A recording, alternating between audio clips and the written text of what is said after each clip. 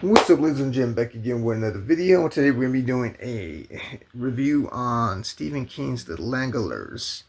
Now, Stephen King's The Langoliers is a two-part miniseries that was released in 1995. And it stars David Morse, Dean Stockwell, and Bronson Pinchot, as well as other numerous actors and actresses. It is based off of a short story also by Stephen King. And I guess when they released this out on DVD, don't know if it's out on Blu-ray, but when they released it out on DVD, they released it as a one-disc set and basically took the two-part miniseries and trimmed it down into a movie. Now, I'm going to go ahead and read the plot line of this, and then we're going to go ahead and talk more about it. Right here, let's see. Okay, on a red-eye flight across the country, a small group of passengers awaken mid-journey to face a shocking reality. They are somehow the only people left in the entire world. And that basically sums up the little, storyline or plot line of this two-part miniseries. Is you got a bunch of people catching a flight, and then somehow most of the passengers end up going missing, and the remaining people on the plane trying to figure out what happened to them and where the heck are they, because they look up in the sky and they realize, it looks like they're in the middle of nowhere, and both captains are gone, and we kind of get to know, I guess, each character and their motives once all that gets established, when they realize that they're the only remaining passengers on the plane. There's a, like I say, a blind girl on the plane. She's trying to wonder where, her parent or guardians are. And then, you got all these other characters like Bronson Pinchot, who plays like an cocky, arrogant businessman.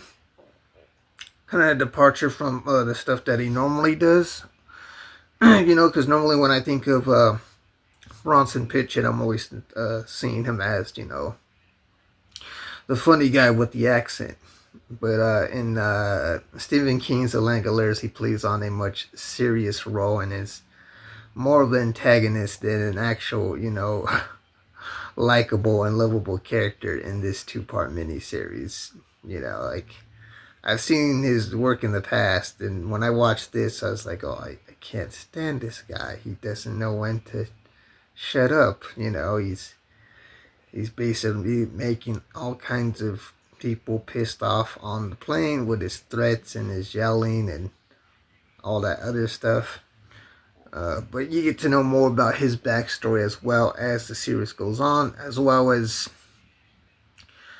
the remaining pilot that is on the plane, his own little backstory. So, it's good at establishing each of the characters' expositions and backstories for the character development, which I like, which is good for the storytelling portion of it. So you get to know all the characters, whether their motives are good or bad. And then,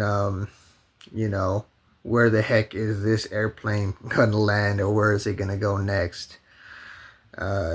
It's very character-driven, it's very story-driven. The only con, the only con about this, because I just named the pros right now. The only con about this two-part miniseries is it's not the graphics of the Langoliers. Now, seeing how this was released in 1995 and not 2005, they really had some very laughable CGI when it came to the design of the Langoliers. They probably would have looked a lot better had they had, I guess, more practical effects. So that way it'd be looking quite more terrifying.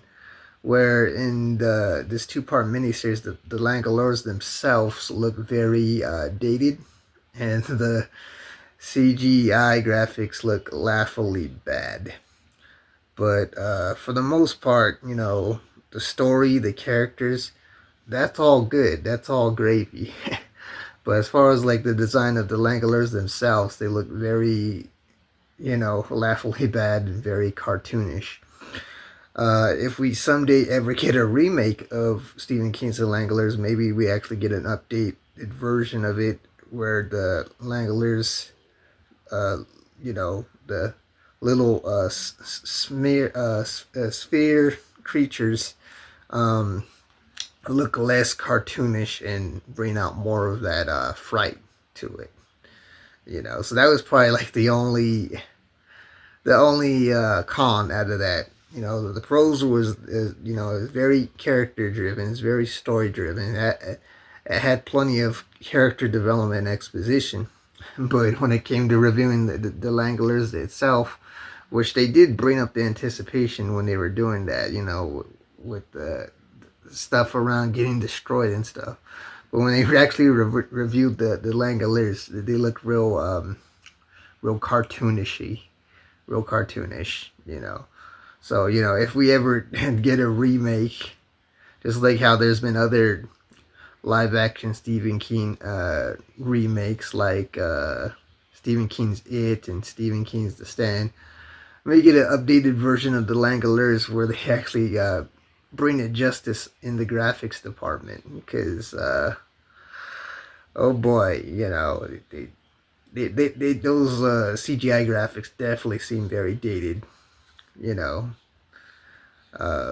seeing how it's released in 1995. So, you know, when it came to CGI in 95, it was either a hit or miss, you know, because there were some movies like, you know, Terminator 2 Judgment Day that was very good in the CGI department, as well as the first Jurassic Park. So, you know, you had some people that had some good CGI that aged it very well, and then you had some very poor CGI, such as the one in the Langoliers.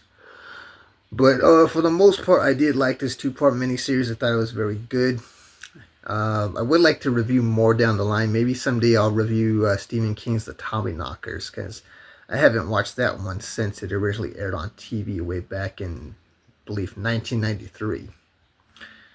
And I think it has that one actor from there's that TV, that one cop TV show. I think it's like NYPD Blue. Don't know if that guy still acts, but he was around a lot during the 90s. Okay, so if I were to give my final grade for Stephen King's Langoliers, I give it a B. It's definitely a must-watch. You do get invested in the characters, and it's very character-driven, very story-driven. The only part is the only downside is the poor and laughable CGI. But for the most part, you know, you'll most highly likely like it if you could put the bad CGI to the side. So, have you guys seen Stephen King's Langoliers? Did you guys like it like I did, or not so much? Are you a fan of any of other Stephen King's other work? Do you have a favorite Stephen King live-action adaptation? Let me know. Comment below. If you want to see more content like this, I have a whole catalog of movie and TV show reviews you can check out here on the channel, as well as other numerous content such as my DVD and Blu-ray haul videos, my unboxing videos, my Fun Adventures YouTube vlogs, and other numerous content. So if you want to stick around for more, then make sure to like, share, comment, and subscribe. And I'll see you guys around for the next video. You have a great day now. Peace.